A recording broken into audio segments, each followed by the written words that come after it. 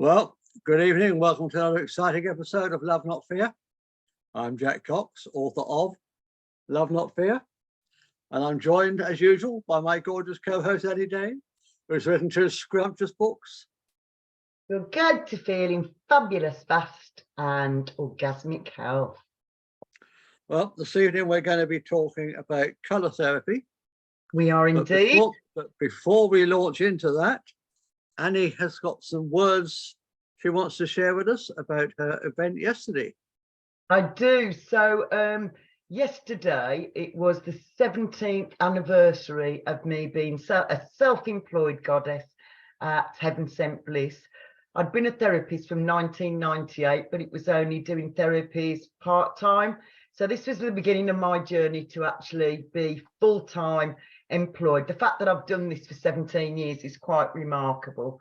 And the reason that I was celebrating it yesterday was I wanted to do what I've always done every 2 years since my 8th anniversary, that I support the Big Issue Foundation. I really love their empowering motto, hand up, not hand out. So we did treatments for people and asked for donations. We did workshops that were very well received, and people paid £5 for their organic lunch as well. So I'm hoping that we'll have raised, there are still some payments to come in, so I won't be sending it to the Big Issue just yet. But yeah, I'm absolutely delighted with how many people turned up yesterday and how many people globally sent donations as well for the Big Issue Foundation. How much did you raise, Annie? It's all a little bit, well, for the people who came yesterday, the cash that's coming was £300 and then some brilliant. Brilliant. And That's then really good. there's some more people globally that are going to be sending it this week, and also some people, you know, that are further afield that don't want to do it except by cash. So I'm going to not send the payment to the Big Issue until the end of August. That's brilliant. You do so much good work. Oh, thank you, sweetheart. It was thoroughly enjoyable. Right, let's get cracking on with colour therapy. Indeed. Are you joining us now? As usual, I've written a short introduction. Okay. And tonight it's going to be a very short introduction because this is really Annie's subject. She's the qualified colour therapist amongst us. I am indeed. I love colour therapy, as you can see. So I won't be hogging the show for too long. Okay, my darling. But if there's ever been a consistent theme running through these shows, it's that we are all one. Yeah? Absolutely. Not just people, but all living beings, and indeed all vibrations. Yes, indeed. No part of the one can exist without affecting every other part of the one. We are all expressions of one infinite energy.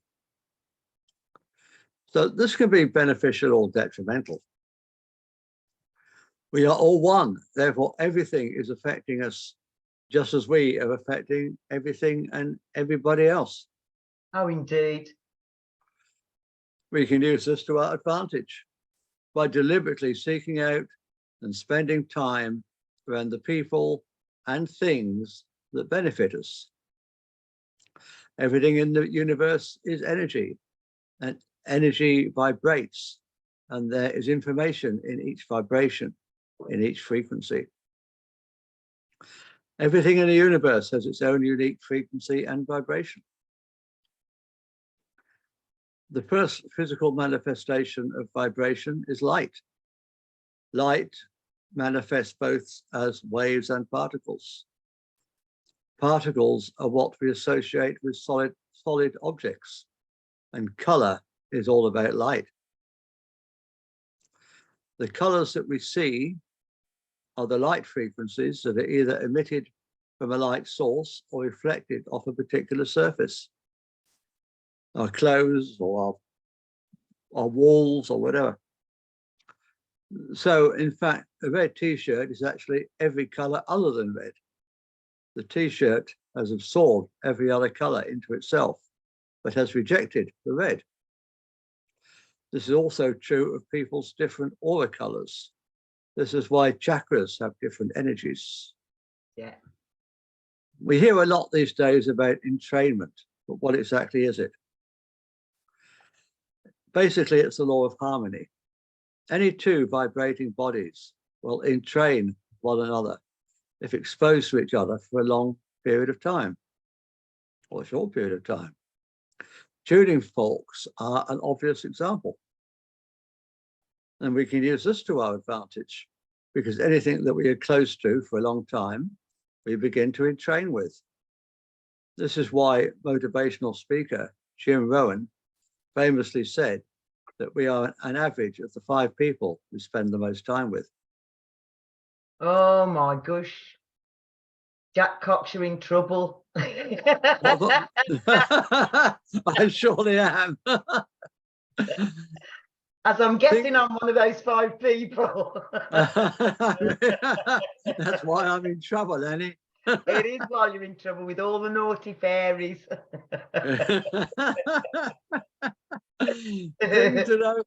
Things that are exposed to one another tend to synchronize. I'd like to be careful about that any day. This concept works for absolutely everything. And it is the principle behind sound therapy, which we discussed last week, We so did. As well as color therapy, which we're going to talk about now. Yay! Now? That was loony, you and me. So how does it work? It means that if you share space with a color, pretty soon you're going to start to entrain with that color. Your own vibration starts to vibrate at the same frequency as the color you are wearing or spending time around. Yes. Now, I said here earlier that the colors that we see are the colors that are reflected rather than absorbed by an object. But this doesn't matter. With color therapy, correspondences have been worked out based on the colors that actually enter our eyes and our chakras. Yes, indeedy. Color therapy, also known as light therapy or chromotherapy. Yeah, it's chromotherapy as well. Is a very powerful healing modality. It is indeed. Where color, light is used to influence a person's mental, emotional, and physical well-being. Light, and therefore color, doesn't just enter through the eyes. It's actually absorbed through our skin as well. So even if you are completely blind, color therapy will still work for you. Absolutely. Because it's permeating your body. Yeah. So the more skin you leave uncovered, the better it will work. Absolutely. Another aspect, we like leaving skin uncovered, don't we, Annie? We so do. Another aspect of this is the principle of association. This needs to be taken into consideration. The minute we come into this world, we start to form associations. That's how the brain learns how to stay safe and how to categorize things. For example, let's say you were born into a society that says pink is for girls. So you've now formed an association between pink and girliness. Or let's say that you spent time in a white hospital ward as a child, and that stay was stressful. Yeah. So you may well associate the color white with stress. Yeah, absolutely. Whereas other people may associate it with purity or spirituality. Yeah. When I was a very young child, back in the days of the dinosaurs, hospital wards were painted dark brown. They were? What was that about, Jack? Oh, I don't know. Somebody went completely woo-woo to think that was a good healing colour. It were horrid. It was the colour of poo. which is why I associate dark brown with gloom and abandonment. But that's just me. No, and you would make that association as a child because that was the colours that were that was in your environment, wasn't it? I'll always remember those walls. They were 3-tone dark brown. They were really, really dark brown at the bottom. No, they were more or less dark brown at the medium dark brown at the bottom, light brown at the top, with a really, really dark brown stripe along the middle. I don't get that at all, do you? No, I don't get it. Thought was put into that. Yeah. But buildings were like that in those days. My grandma's house was the same. Yeah. So we can build up strong preferences and aversions towards certain colours. And this is why a one-size-fits-all approach may not work. Exactly. And a more holistic approach may be called for. Always. We're unique individuals, all of us, aren't we? Absolutely. Yeah, no two people are the same. Indeed, noting people's preferences or aversions towards a colour is an amazing window into their subconscious. And aversions can indicate ailments that a person may have. For example, a strong preference for the colour blue could mean that that person is naturally anxious or stressed and really needs calming down. Or alternatively, it could mean that they're introspective and desire to understand others. So you really need to get to know the person you're working with. Yeah. It could also mean the person is struggling with inflammation issues. And it depends on the shade of blue as well. As you know, I'm very fond of turquoise and I'm very fond of magenta. All my house is decorated in turquoise and magenta on the whole. And there is a completely different energy to dark blue than there is with royal blue or turquoise. Although they would all be considered to be blues, they've all got, those three have got a completely different energy. And as you said, the light and vibration of them as well, haven't they? Yeah. So yes, I'm on turquoise. Red and turquoise. No, this is pink. This is magenta, Jack. Oh, it's magenta, is it? Okay. Magenta. You can tell I'm colourblind. Well, there is a reason why I wear these clothes. I didn't know why I was wearing turquoise. My mum dressed us all in pale pink dresses. She was a seamstress. I was the eldest of 5 kids, and all of us were dressed exactly the same little pale pink boleros, and it created this dislike of pale pink. And my grandma asked me, would I clean her house once a week? And she used to give me 50p pocket money. And the first thing I did was buy a pair of turquoise blue bell bottoms and a pair of and a turquoise blue t-shirt. Many years later, I discovered that turquoise blue helps you to be to claim your uniqueness and to be really comfortable in your own skin. So actually, automatically, I'd chosen a colour that would really empower me and really help me to be, you know, who I am today. And I don't think pale pink even now does it for me. Magenta, however, is the colour of self-love and change. So it was another reason. I didn't know that at the time. I just started wearing magenta. So we're very clever, really, aren't we? Much cleverer than we think. Oh, we tend to do these things subconsciously. We don't, even if we haven't studied, if we haven't studied the colour correspondences, we tend to do it subconsciously, don't we? Yeah. Because so I know I was only 9 then, when I made that choice to buy my turquoise blue bell bottoms and my turquoise blue t-shirt. So why am I wearing this? Brown and grey. Well, I'll tell you why I'm wearing this. Go on. It was given to me. Oh, well, that's a different animal completely, isn't it? By a very lovely lady. Right. Oh, well, there you go then. Moving swiftly on. Moving swiftly on, okay. I did say I wasn't going to hog this show, so Annie, take it away. Okay, so as the authors of the Analysis of Chromotherapy study explain, the practice of colour therapy has been around since the days of ancient Egypt, Greece, China, and India. The researchers also point out how the ancient Egyptians utilised sunlight as well as colour for healing. In Hermetic traditions, the ancient Egyptians and Greek used coloured minerals, stones, crystals, salves, and dyes as remedies, and painted treatment sanctuaries in various shades of colours. In ancient Greece, the physical nature of colour was very dominant. Colour was intrinsic to all healing, which involved restoring balance.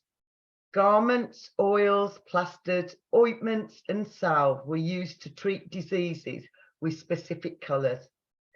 The Greeks were largely unaware of biological changes in the body as a result of colour treatments.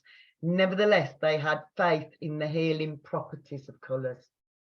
Brilliant. And then there was a study by St. Azima, which was a critical analysis of chromotherapy and its scientific evolution. So it's evidence-based, and it was in the Journal of Complementary Therapies 2005, page 581 to 588, should you want to look it up. Thank you, Annie. I'm sure we will. Colour therapy, which, as I've said earlier, is also known as chromotherapy, is a form of therapy that uses colour and light to treat certain mental and physical health conditions. We can trace this form of therapy back to the ancient Egyptians. They made use of sun-filled rooms with coloured glass for therapeutic purposes. So they'd lie the patient on the sort of massage couch, and then they would move the bed to make sure that the person was getting the particular colour frequency that the healer thought was going to be best for them, basically. So again, you know, those beautiful stained glass windows, we're not just enjoying these beautiful spiritual pictures, but actually we're getting light therapy through things like that. Absolutely. They knew what they were doing in those days. Oh, absolutely, Jack. They really, really did, didn't they? So much has been forgotten. Or deliberately hidden. Or deliberately hidden, yeah. That's the thing, isn't it? Mm. So whilst colour psychology is the study of how different colours can influence human behaviour and perceptions, colour therapy is different. It is based upon the assumption that certain colours can impact people's energy and impact on their health outcomes. That would certainly be my viewpoint on it. At some point, we've all experienced the ways in which colour can affect us.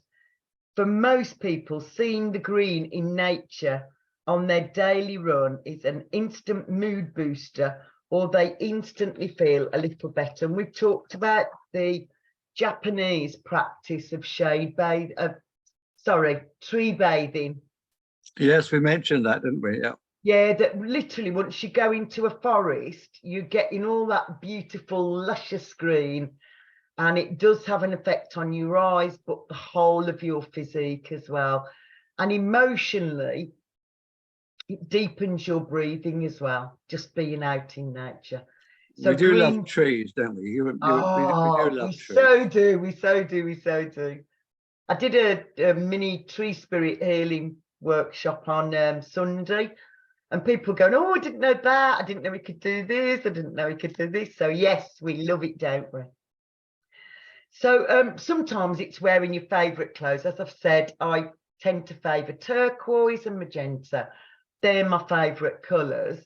But it might be that when you go, I don't know, to an interview, you always wear a particular tie or a particular dress, and that's your, you know, that's when you feel confident, basically.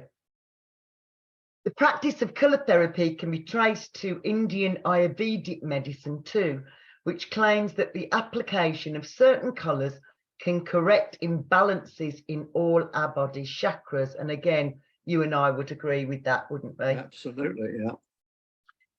Types of colour therapy. In colour therapy, it is believed that different colours are able to impact the body differently. Red is used to energise or invigorate a person who might be feeling tired or down. Only wear red from the waist down, as it can overstimulate and cause high blood pressure if you wear it higher. So yeah, if you're going to wear red, wear, I don't know, red pants, red trousers, red skirts, but make sure that you don't have any higher than your waist, otherwise it can make your blood pressure higher, which if you've got low blood pressure, wear as much red as you like. So blue, chromotherapists use blue to help people overcome depression and pain. Darker shades of blue are also thought to have sedatory properties and may be used for people who experience insomnia or other sleeping disorders. And I would say that the lighter the shade of blue, the more of an impact, the more of a soporific impact it can have on us. Like you've just said about the dark brown, dark blue, dark any colour isn't always good for us. We're much better with more subtle colours, basically. So green is the colour of nature, as we've just said, lovely Jack. And according to chromotherapists, it can help relieve stress, relax a person. Just being out in nature, seeing green can have a profoundly relaxing effect on most people. Yellow can be used to improve your mood. You like yellow, don't you, Jack? I do like yellow, yeah. It's one of my colours, yellow and gold I like. Yeah. This can improve your mood and make you feel more happy, confident and optimistic. So good choice. Good choice. I'm always happy, confident and optimistic. Maybe of course you are. Except when I'm not. Orange. As you know, orange is one of my favourite colours. Much like yellow, it can be used to elicit happy emotions from people. It's said to be the colour of joy. And again, I painted all my doors orange in a house where I lived once. Did you? Well done, Jack. That was a good idea then. Yeah, really worked too. And then we talked about essential oils last week, particularly aromatherapy. And I know that some of the massages, some of the treatments that I do with aromatherapy, sweet orange comes up quite frequently. It's got the frequency of joy and happiness. So the colour of the oil is actually orange, which you'd expect from, an orange basically. But also, never. I know. Shocker. Absolute shocker. So just being able to smell the fragrance, that orange can have an impact on us. And I've talked about this in Joyous Sex 1 and 2, that your sacral is where you release toxins from, but it's also where you receive joy and pleasure as well. So orange is a very, very important colour. Very, very important. And I actually think, Jack, I drink a lot of carrot juice, and I'm fairly sure that when I drink carrot juice, I'm actually helping my sacral to do its funky stuff, basically. Right, it's worth trying. It's worth a shot, isn't it? For sure. Anything's worth a go. It is, darling. So this bright, warm colour is also thought to be able to stimulate appetite and mental activity. But I don't know how that would work, really. You'd be eating loads of food while your brain's going. So yeah, according to these people, that's what happens. Colour emotion connections often cross borders and cultures, a study found in 2019. Techniques of colour therapy. There are two major techniques of colour therapy. It can either be done through sight, that is by looking at a particular colour in hopes that it elicits the desired response in your body, or by directly reflecting certain colours on parts of the bodies. Some therapists use acetates, which I will show you. So these are acetates. So they're just... Oh, yeah. So typically, I would either place these on chakra points, or what comes up really frequently is they go over the eyes, basically. So I'll use kinesiology to ascertain what colour the person needs, basically, and which eye needs what colour. It's unusual for the person's body to choose the same colour for both eyes. So there's obviously something quite unusual going on that is affecting the brain, basically, just by having those on your eyes.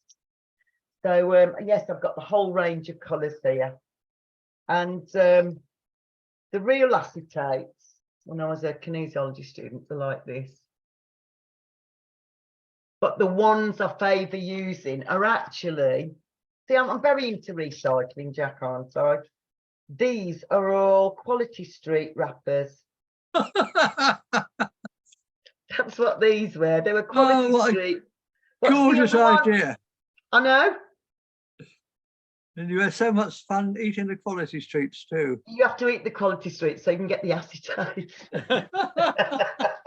Any excuse. That's my story, Jack Cox, and I'm sticking to it. But yes, I discovered that those little acetates that we were given as students, they're too thin, really. You need to cover the whole of the eye. So Quality Street acetates work just as well for it.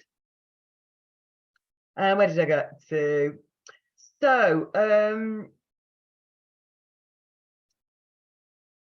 warm colours are typically used for stimulating effects, while cool colours are used for calming effects. Colour therapists believe that colour can enter our bodies either through our skin, our eyes, as you've already said, and that each colour we can see has its wavelength and unique frequency. Each unique frequency has a different effect on people and is used for different purposes. And as we said earlier, it might be that most people respond really well to orange, but it might be one of your aversion colours, like you've said, Jack. Yeah. You know, let's say that those hospital walls were all painted in orange. It could be because it's got that association, hasn't it, that you don't like that orange. So it's another reason why I always use kinesiology to test up what is best for the person, because we're all unique individuals, aren't we? So chromotherapy is considered to be a type of natural medicine. It has been purported to help with a variety of conditions, including stress, depression, aggression, high blood pressure, sleep disorders, anxiety.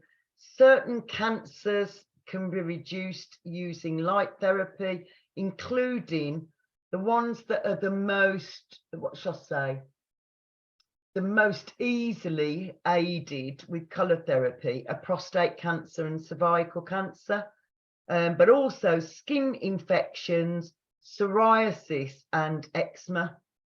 So there's lots of things. I've got a friend who's had eczema since he was a little child, and he goes for light therapy, and it makes a really massive difference to him. Yeah. Oh, yeah. He's got like baby skin after he's been for a few sessions of having that beautiful vitamin D3, you know, but that light therapy coming in, and again going into your eyelids. When we look at the sun, we've been told this BS that we shouldn't ever look at the sun, and the sun's really bad for us, which is the opposite of what we should be doing.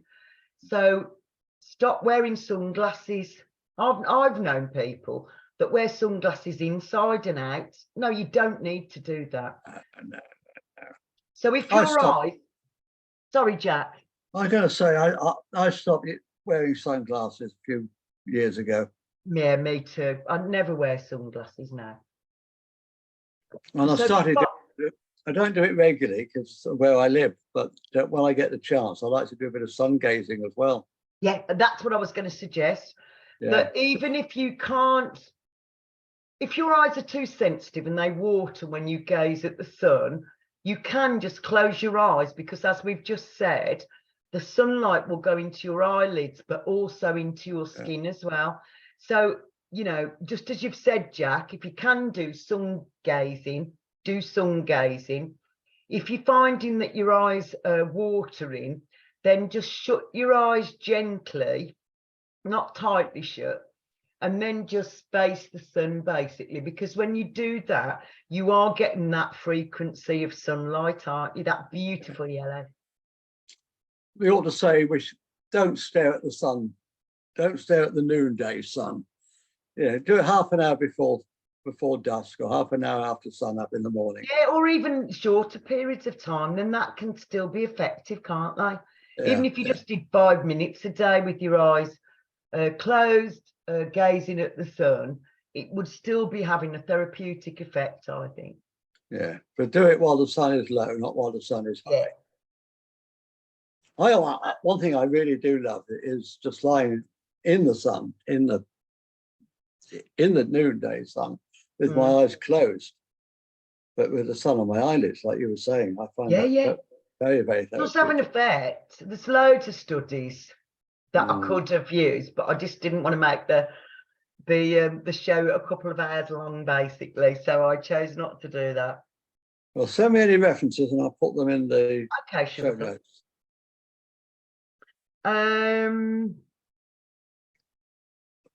There is plenty of research to support the premise that colour therapy can solely be used as an effective treatment for any of these conditions, and also a combination treatment, combining it with aromatherapy and sound healing. That would just be, you know, awakening all your senses, wouldn't it? That would really get you back to feeling, you know, that you were at your best, the best version of you, basically. So over the decades, colour therapy has been used to provide several benefits, ranging from physical to mental, including stress relief. Certain colours like blue and green are thought to have a soothing effect on people who are stressed or anxious. Or if you wear turquoise, you've got the vibration of green and blue as well. Boost your appetite. Warm and stimulating colours are thought to boost your appetite when you struggle with having a desire for food. So I've worked with a young lady for the last few months, and one of the things that came up in her kinesiology session was that she needed to have bright orange on her eyes to stimulate her appetite, but also it increases your joy and your confidence.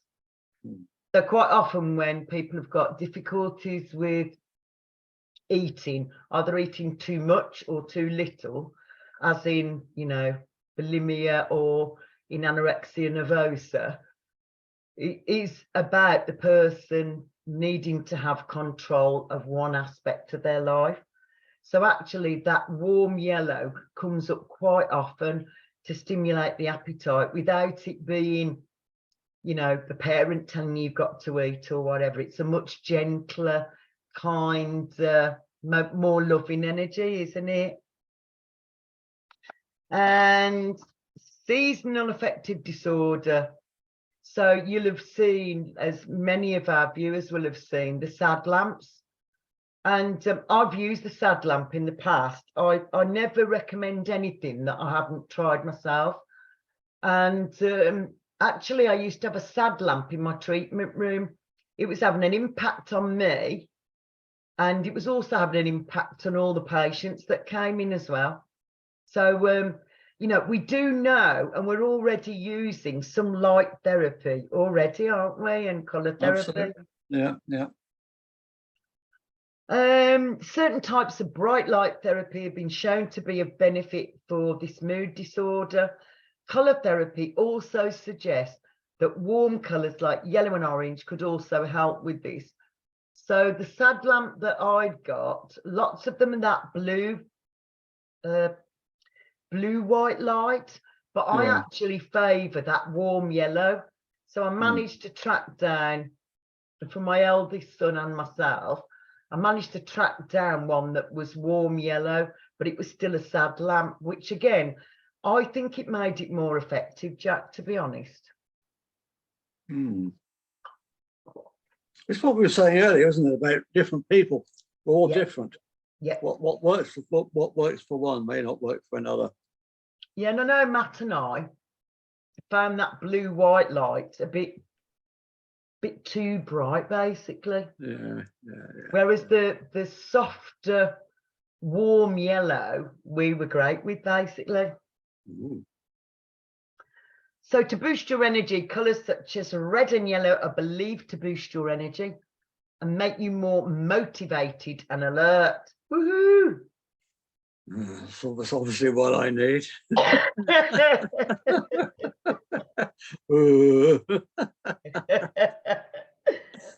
Well, the premise of colour therapy is that certain colours elicit specific emotions from most people. As we've already said, we are all individuals. So for some people, this may be more effective than with others. Or maybe they just need a combination of essential oils, sound healing, and light, you know, colour therapy as well. Maybe they just need the whole caboodle. That would be a more comprehensive use of natural medicine, wouldn't it? Yeah, absolutely, yeah.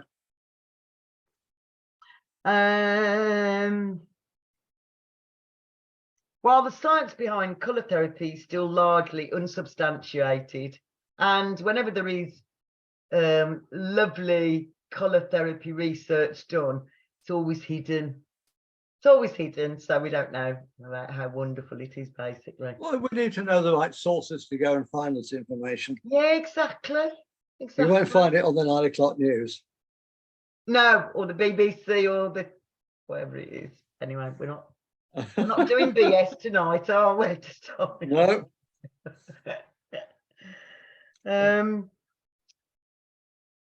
So here are some ways you can get started with experimenting with colour therapy.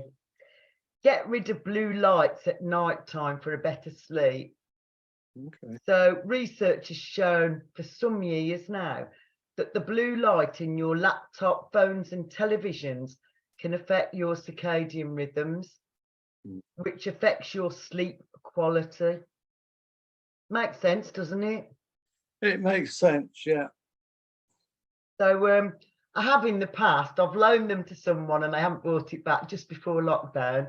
I'd got some orange glasses, and I used to, if I was going to be using my laptop to do research, or was going to be looking at my phone or my iPad, whatever it was, I'd have my yellow goggles on, basically, that made me look like a fly. That's a brilliant idea. That's a brilliant idea. I never thought of that.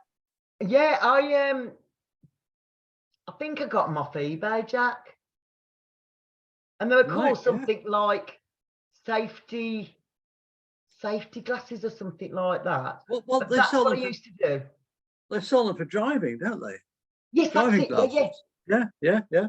It really worked for me to stop my brain being overstimulated just before I went to sleep, or, you know, because it was an evening that I was doing the research or I was watching something. So it really worked for me. So I'd imagine that they're still on eBay. And as you say, you can get those as orange driving glasses, but they would be really good. Like you, Jack, you probably do want to be looking at things on the internet, or you want to be looking at your phone or your tablet or whatever. So actually wearing those orange glasses would just protect you from being overstimulated, so you could have a good night's sleep. I'm going to order a pair Straight Well, away. there you go then, mate. There you go. Straight away. Then, I wasn't going to mention these, but now we've got into glasses, I am. So these improve your eyesight. They're called pinhole glasses. I know I look like a fly. A very weird fly, I know. If you're wondering where your other pair's gone, you let them to me. No, the orange glasses I didn't lend to you. Just the other pair of these did the not. pinhole glasses. Yes, You let them indeed. to me. Yes, and they really do make a difference. I've had my eyes tested recently and my eyesight had improved in my right eye, not enough to need to change prescription, but I still don't need glasses, which is quite phenomenal for our age group, really, isn't it? So I'd thoroughly recommend. They're about £10 off, again, off eBay, but they're called pinhole glasses. And again, it's that combination of light and colour therapy that makes the difference and strengthens the optical nerve as well, doesn't it? Yeah. So,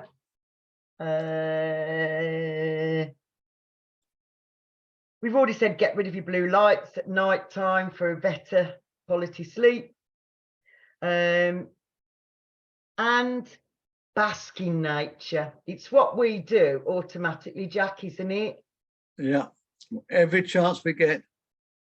So I did a weather spell because the weather forecast was saying that it was going to be persisting down yesterday, which you can't belly dance and do drumming and tree spirit healing and all the other lovely workshops that we were going to do if it's persisting down. So I did a weather spell and people were saying, oh my God, I can't believe this, that it's so hot. We'd have to get the sun umbrellas out. So hey, fantastic. Yeah. I'm very good at weather spells. I've known how to do weather spells since I was a little girl, I think. But it's really important for us to be getting that vitamin D3, Jack, isn't it? Absolutely. On our skins. I was getting everybody to move their clothes up so that as much skin as possible, you know, is being exposed to the sun, basically. Yeah. The greens of leaves and grass we get in abundance in nature can positively relax us. And I think there's something particularly grounding about the colour therapy of trees because, you know, as well as us loving trees, there are as much roots below the ground as there are branches above, aren't they? Yeah. So I think just seeing that heaven and earth connection. So, you know, they've got their branches in the heavens, but they've got their roots really firmly planted into Mother the Earth as well, haven't they? And I think just looking at trees kind of reminds us of that. That's what we need to do as well, to keep that heaven and earth connection going. I just love the energy of trees. Oh, it's so relaxing. I mean, there was 10 people that did the tree spirit healing with me, and we did some work in the garden, and then we walked across to the trees in my park, and I was saying, if you don't feel comfortable with hugging them, you don't need to. You can just stand in front of this sentient being and just send it love and then ask any questions. And people were going, oh my God, I can't believe this. I'm not even touching the tree, and it just told me something that I asked. And I think that it was a real awakening for people, you know, that 6 of those people had never, ever thought about communicating with trees.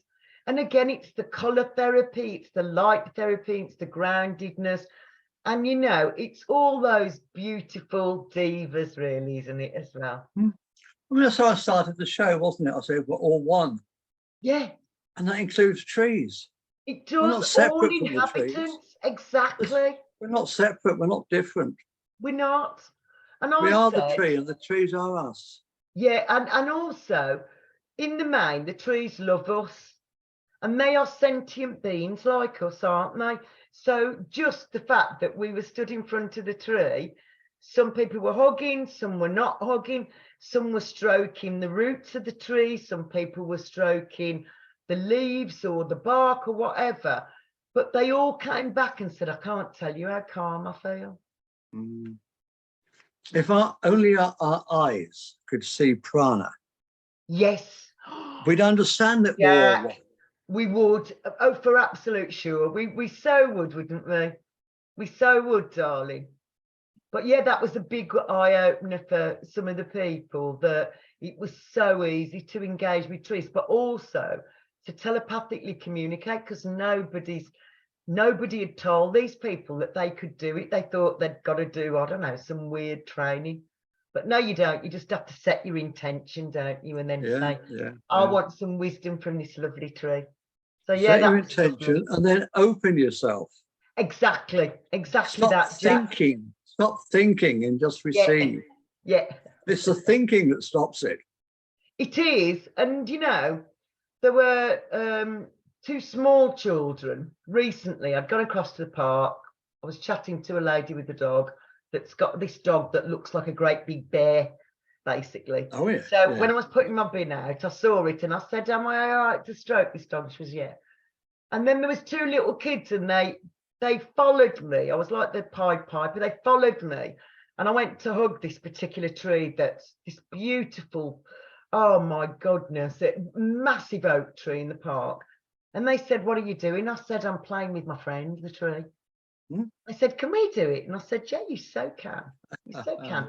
And they said, what are you doing? I said, I'm asking the tree to help me with something. I'm kind of at a crossroads and I need some help from the tree in guidance about what's the next step. And he said, but did they really talk to you? And I said, why would I be doing this if they didn't? So then the little boy, the littlest of these boys was about 5, maybe 6. And he said, this really works. He says, I've just asked them something and I know what I wanted the answer to be, and it isn't the answer that I wanted it to be, but it is the answer that'll be right for me. Hey, great, yeah. I know, and they were really excited because nobody's told them that they could do this previously. So yeah, I want to be teaching lots of people and children about the luscious trees that we're already in love with, aren't we, Jack?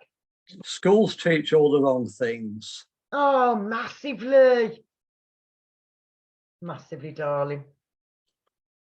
Basically, they teach separation instead of oneness. Oh, for sure.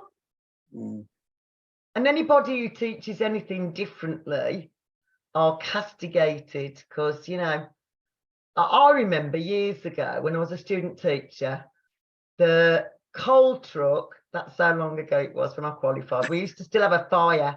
We still had a fire in the school, and the coal truck bashed into the building, basically. But the kids got so much out of it. We went outside, we made snow angels, we did all sorts of things. We talked about snowflakes, we talked about, you know, the different states of water, but also that actually a truck can do some damage to a brick wall as well. You need to know this stuff, Jack. You need to know this. Whereas luckily, I was the special needs coordinator in early years unit, and unless you'd put on your planning sheet that you were going to teach that, you can't teach it. It takes all the spontaneity out of teaching. Yeah. But then the universe fractured my coccyx and pelvis in that PE accident and got me out of it really quickly. So it's all good. Be intentional about your colour choices. When you're picking colours for anything, from the colour of the walls in your room to the colour of the clothes you wear, choose colours that you find stimulating or elicit positive emotions. Which, you know, that's what we're talking about, really, isn't it? Exactly what we're talking about, yeah. So something else I was going to talk about, I am going to do some more on this. This is Sue and Simon Lilly's, this little book's falling to pieces because I've used it so much since 2006. But basically, they've got all the light essences and what each particular colour, what the frequency is for each of the aspects of it. But the other thing I wanted to talk about, what's the book called? What's the book called? Oh, it's a booklet from Sue and Simon Lilly from 2006. It was just called Green Man Essences, and this is just one of the pages. Probably not available now, no. I would imagine not, but it might be. It might be. My eldest son is acutely dyslexic, and one of the things that really helps him is having an orange acetate on the, in a really big orange acetate that would be sort of A4 size that he can cover the page with, and then it helps him, his eyes, not to do visual disturbances where all the gaps in the text jump out like white snakes and all the print goes in the background. So by using this orange acetate that's really big, it makes a really big difference. But I've worked with dyslexic children for some years. Some of them have those Curlin glasses, a bit like the orange glasses, but it'll have a different, depending, some children might be better with pale blue, some might be better with yellow, some might be better with pale green. And once you've had the assessment done, it makes a really huge difference to your fluency of reading. And also, it's not, I don't know, it's quite cool to wear those glasses, or at least some of the kids think it's quite cool to wear. I've got my special, superpower glasses on, basically. So they're usually prescribed, Curlin glasses, they're usually prescribed for dyslexics and non-neurotypical kids, basically, just to help them to stay in the moment. Brilliant. So I'll just read some of this. So red, keywords of red is, I haven't got my light on. Keywords of red are physically, it's good for activating, energizing, heating, circulation, prana, blood, practicality, and the key word for red is energy. Yeah. Emotionally, red is good for assertiveness, passion, and to express your anger. So it's another reason not to have red above your waist. You don't really want to be really angry, do you? No, well, maybe you do want to be really angry. I don't know. And then mentally, it's good to help you to take the initiative, to be daring, brave. Spiritually, red is good for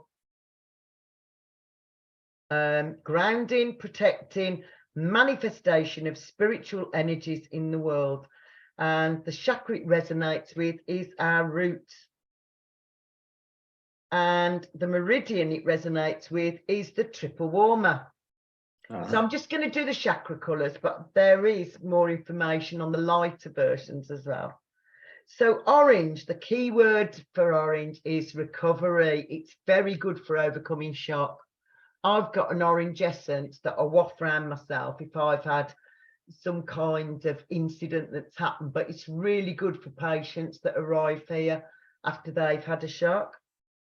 So physically, it's good for shock or trauma of any kind, stagnant energies, detoxification, creativity. Emotionally, it's good for fun, a sense of joy, pleasure, playfulness, and sensuality. Definitely need orange, don't we? Definitely need a pint of that. And then mentally, it's good for artistry and it helps you to be more creative.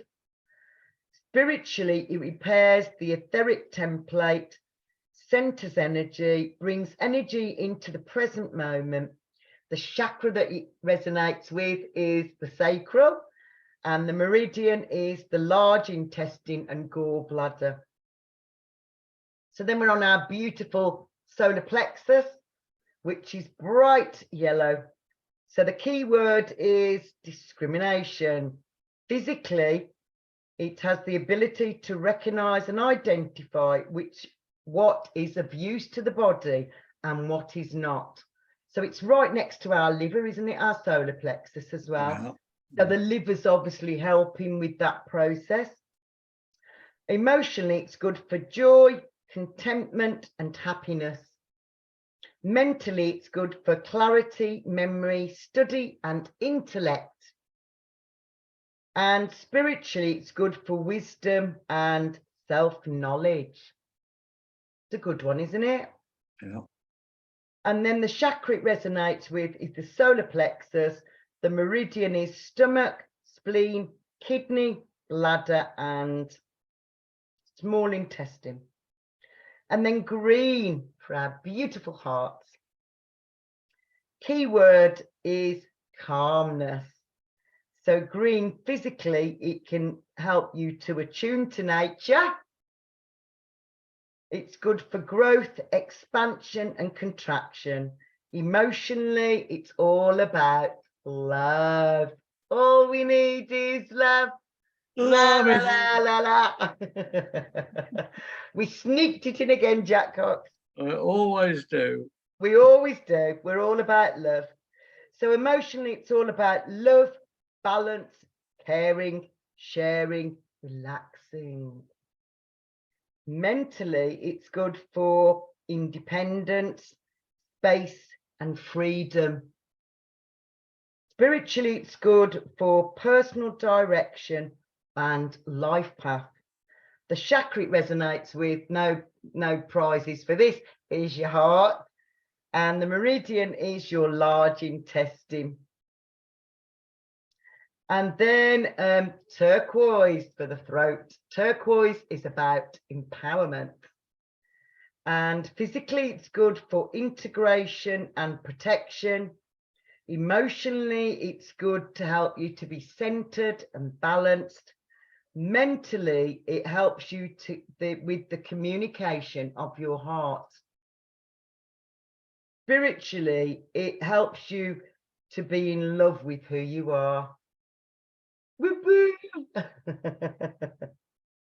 And then the chakra that it resonates with is the thymus, and the meridian is the conception vessel and the kidneys. And then we have indigo for our beautiful brow. The key word there is perception. Physically, it's good because it's very cooling. Emotionally, it helps you to be very detached. Mentally, it's good for perception, intuition, very quietening, the ability to discern patterns in one's life.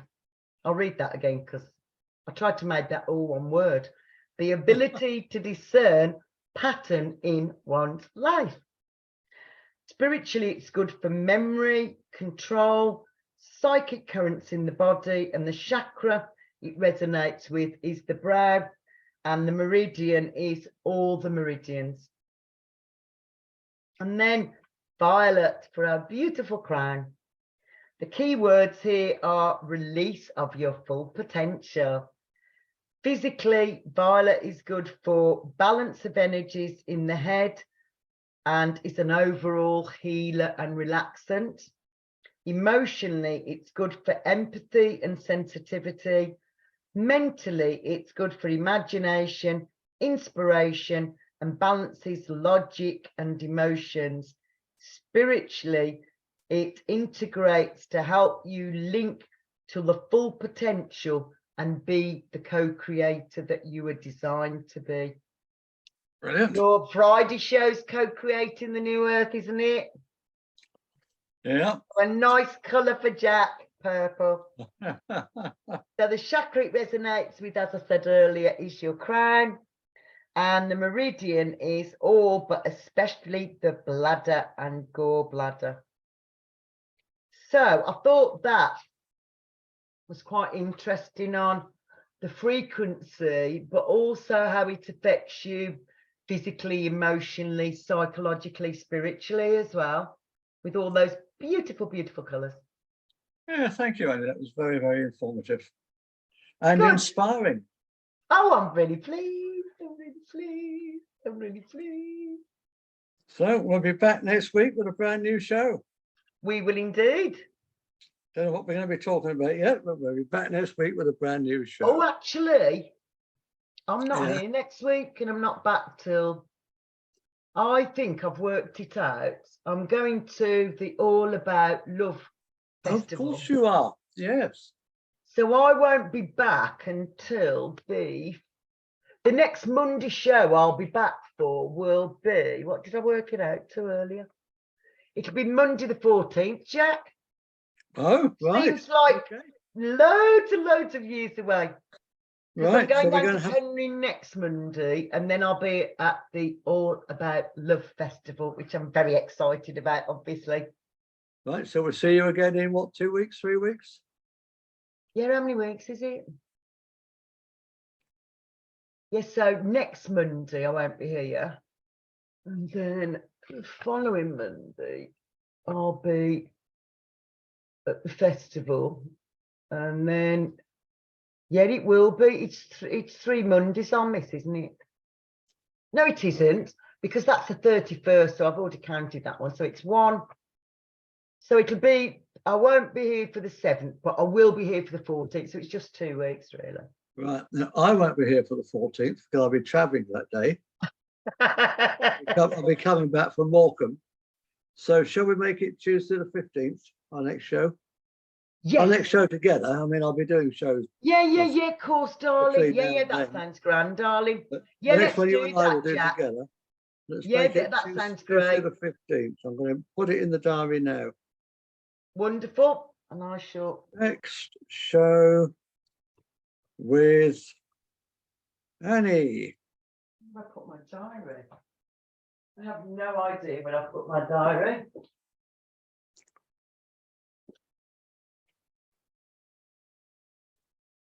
Aha.